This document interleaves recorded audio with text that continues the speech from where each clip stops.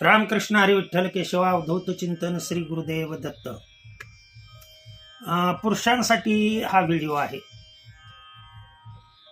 काय असतं अवघड जागा, पुरुषाची अवघड जागा म्हणजे थोडक्यामध्ये त्याला सायंटिफिकल नेम आहे टेस्टीज, त्याला मराठीमध्ये वृषण असं म्हणतात। हे वृषण नाव सर्वांनाच कळत नाही म्हणून सांगतो। त्याला अंड असं म्हणतात, 2 अंड असतात हे माहित आहे आपल्याला, सर्व पुरुषांना हे माहित आहे। तर या अंडाची वृद्धी होते, वाढ होते आणि हे अंड खाली गळतात अशी, आलं का लक्षात? आणि अंडाची खाली वाढ झाल्यामुळं चालताना सुद्धा आपणाला खूप त्रास होतो। भरपूर औषध आपण करतो, डॉक्टर लोक ऑपरेशन हा एकमेव पर्याय सांगतात, आलं का लक्षात? परंतु अशा व्यक्तीला सुद्धा नैसर्गिकरित्या विदिन मंथ 1 महिना हा उपचार करावा लागतो। सांगतोय मी उपचार, अतिशय साधा सोपा उपचार आहे। सकाळी उठल्या उठल्या तोंड स्वच्छ धुवून आंघोळ वगैरे केल्यानंतर अवधूत चिंतन श्री गुरुदेव दत्त असं म्हणावं। आणि त्या पुरुषांनी लक्षात ठेवा, दररोज नित्य नियमाने एरंडेल तेल किती घ्यायचं? पुरुषांनी हे संध्याकाळी नाही घ्यायचं, सकाळी सकाळी अनुष्यापोटी घ्यायचं आहे, लक्षात ठेवा।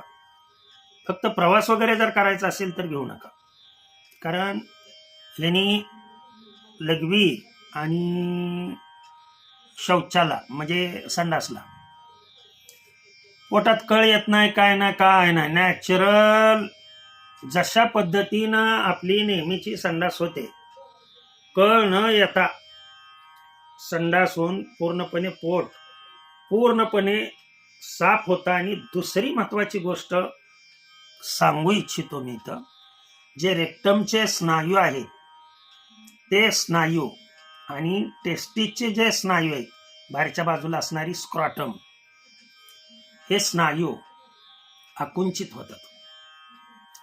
अनेक जणांचा हा सांगितलेल्या औषधाचा खूप जणांना हा फायदा आहे। जरी वृषण अंड दुखू लागले तरी सुद्धा हा साधा सोपा विलाज तुम्ही केला, हे 1 महिना करायचा आहे। आणि दुसरं काय करायचं आहे ते पहा, सायंकाळी झोपताना एरंडीचं तेल 3 चमचे आणि मोहरीचं तेल 2 चमचे, हे दोन्ही तेल एकत्रित करायची। आणि तो तेवढा जो भाग आहे वृषणाचा, त्या वृषणाच्या भागाला दिवसातून 2-3 वेळा हळुवारपणे, दुखत असले तरी सुद्धा हळुवारपणे मालिश करायची आहे।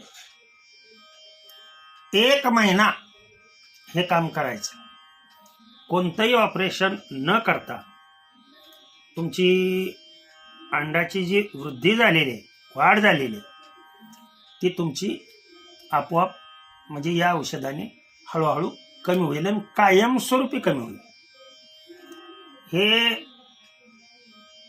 उशीर लागतो या आयुर्वेदिक औषधाला, परंतु हे ॲलोपॅथी सारखं नसतं, लगे आज खाल्लं की उद्या लगेच फरक पडणार असं नाही। हे कायमस्वरूपी दुखणं बरं करत असतं। त्याच्यामुळं ते दुखणं कशामुळे झालंय ते इतर गोष्टी ह्या ते कमी करतं आणि मग पुन्हा हळूहळू जे आपणास हवं आहे ते कार्य। आता बरेच जण हे गुप्तरोग झालेले असतात परंतु लपवतात, लपवण्यासारखं त्यामध्ये काहीच नाही, लक्षात ठेवा। ज्या भागावरनं आपणाला मुलगा आहे किंवा मुलगी आहे हे कळतं, बरं शरीराचा अवयव कोणाला माहित नाही, प्रत्येकाला माहित आहे। त्याच्यामुळं ज्ञान घेताना देताना कधीही आणि पुन्हा जेवण करताना नाहीतर उपाशी मारावं लागेल, लक्षात ठेवा, आलं का लक्षात? ज्ञानाविना उपाशी माराल तर आयुष्यात यशस्वी होऊ शकत नाही। आणि भोजना वाचून जर लाजून तुम्ही हे लपवाल आणि कमी जेवाल तर उपाशी मारावं लागेल। झालेली सेवा सद्गुरू चरणी, माझ्या आईवडिलांच्या चरणी अर्पण करतो। भगवंताच्या चरणी अर्पण करतो आणि सेवेला पूर्णविराम देतो. वळला हात वरती तर आवर्जून सबस्क्राईब करा, लाईक करा.